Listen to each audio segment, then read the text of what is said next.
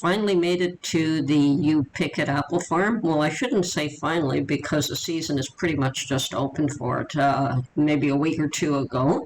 And I was actually waiting until the Cortland apples were available. Now, what they do is they make a certain apple type available, and once they do, they allow picking for about 3 weeks, and then after that it closes. So I know a lot of people love the Honeycrisp, but I was looking for something like a Cortland or a Gala, and they are absolutely gorgeous apples.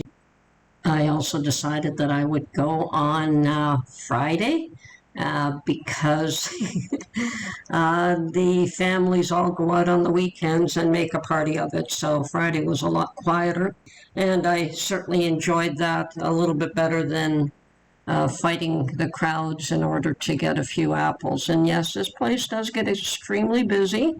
The last year that I was there, you could hardly find a parking spot to park your car. But today was lovely, quiet. The weather was absolutely perfect.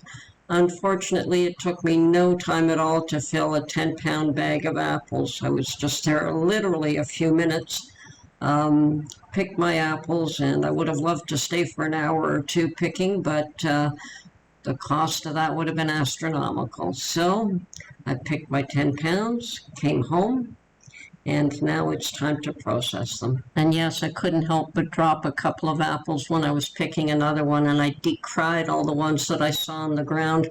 But I asked the lady on the way out, I hope that they do something with all those beautiful apples that fall to the ground.